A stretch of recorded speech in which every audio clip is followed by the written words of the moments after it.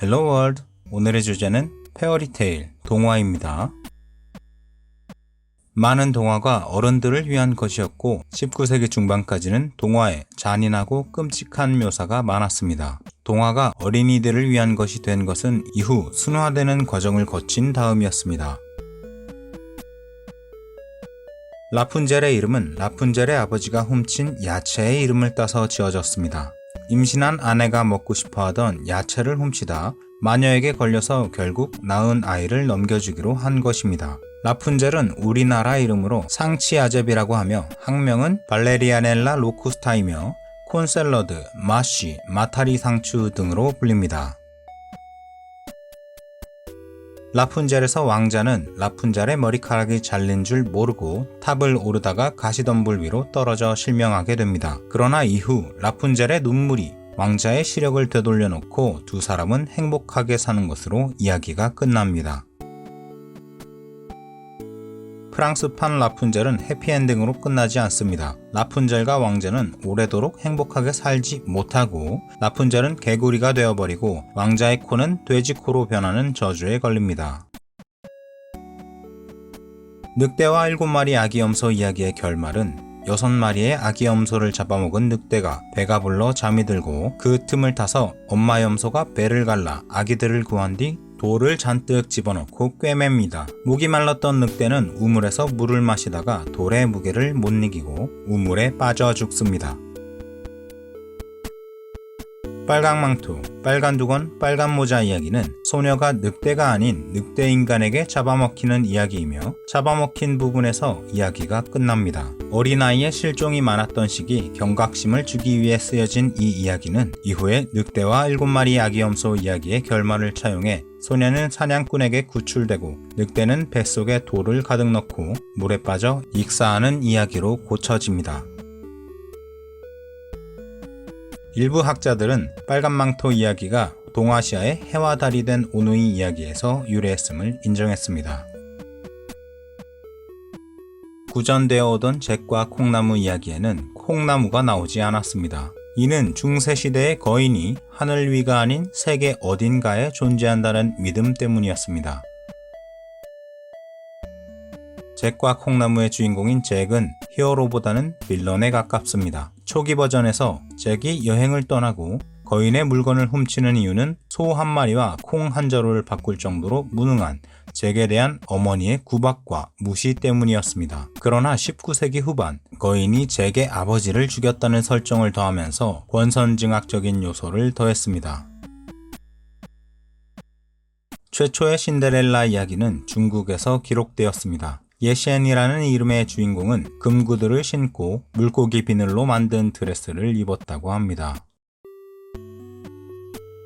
대부분의 신데렐라 이야기는 1697년 프랑스 작가 샤를 페로가 구전 동화를 정리한 단편집을 원작으로 하지만 페로의 신데렐라가 신은 유리구두는 하이힐보다는 슬리퍼에 가까웠습니다. 원문에는 빵트플루베흐라고 묘사되어 있는데 현재 빵트플루는 이런 슬리퍼를 말하지만 17세기에는 굽이 조금 있는 무도회용 신발을 지칭했습니다.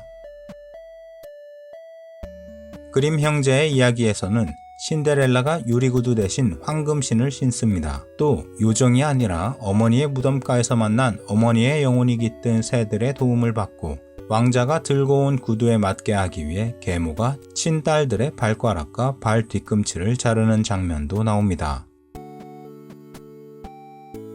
신데렐라의 의붓자매들에게는 많은 이름이 있습니다. 흔히 어글리 시스터즈라고 불리는 이들은 디즈니에서는 드리젤라 트레메인과 아나스타샤 트리메인, 슈렉에서는 도리스와 마블, 드라마 원스 어폰 어 타임에서는 클로린다와 티베스이기도 했고 그 외에도 포르샤와 조이, 샬롯과 가브리엘, 프루넬라와 에스마렐다, 칼리오페와 미네르바, 플로린다와 루신다, 노에미와 도로시, 이사벨라와 팔라틴, 마르게티와 제클린, 캐서린과 잔느, 해티와 올리브, 에나와 클라라, 체스티티와 피티, 아델과 마리, 말볼리아와 나리사, 샬롯과 자보트, 테레사와 줄리아, 조지나와 밀드레드, 걸트루드와 데이지, 암네시아와 마그네시아, 르크리샤와 그리젤다 등이 있습니다.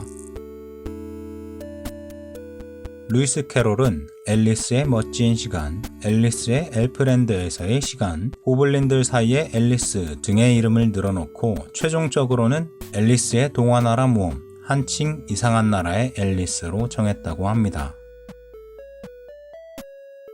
콩쥐 팥쥐의 원작에서 팥쥐는 콩쥐를 죽인 것을 들키고 자초지종을 알게 된 원님은 팥쥐를 젓갈로 만들어 팥쥐의 친모에게 보냅니다. 그것을 받은 계모는 그 자리에서 졸도에 사망합니다.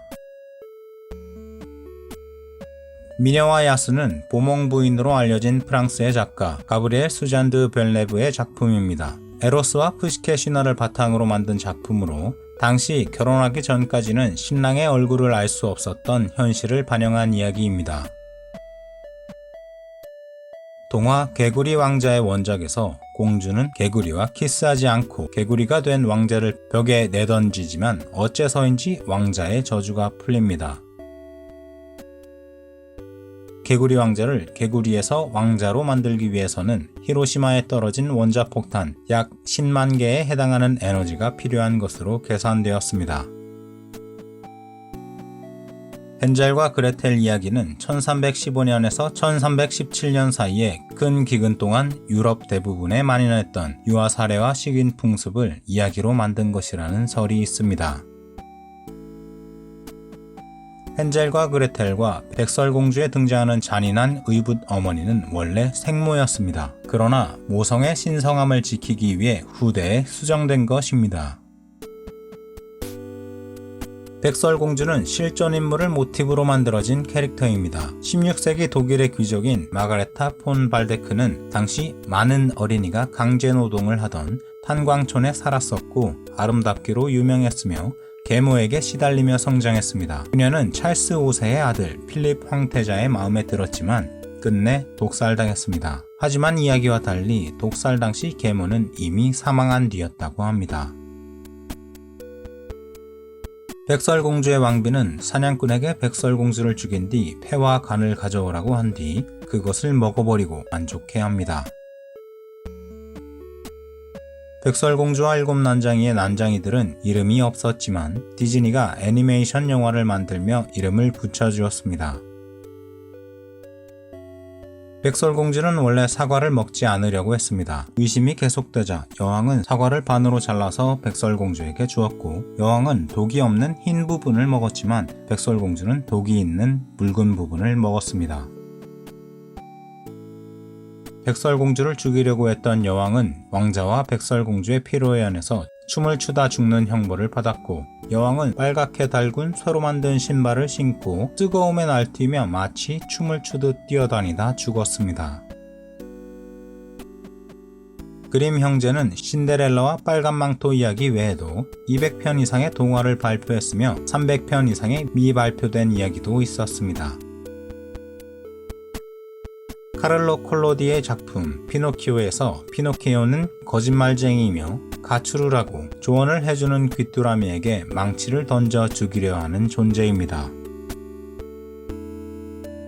피리 부는 사나이 하멜른의 쥐잡이 이야기에는 원래 쥐가 대량 발생하는 내용이 없었고 1500년대 중반에서야 추가되었습니다. 이 이야기는 1212년 수천 명의 독일 소년들을 데리고 십자군 원정에 나섰던 쾰른의 소년 니콜라스의 이야기라고 여겨지기도 합니다.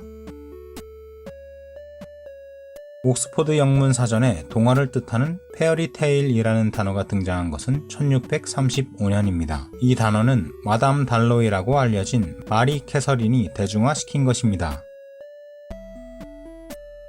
마귀와 마녀가 실제로 존재한다고 믿었던 시기, 동화는 동화가 아니라 전설로 전해졌지만 종교와 장소, 사람 등을 구체적으로 언급하지 않고 옛날 옛적에 일어난 일이라고만 전했다고 합니다.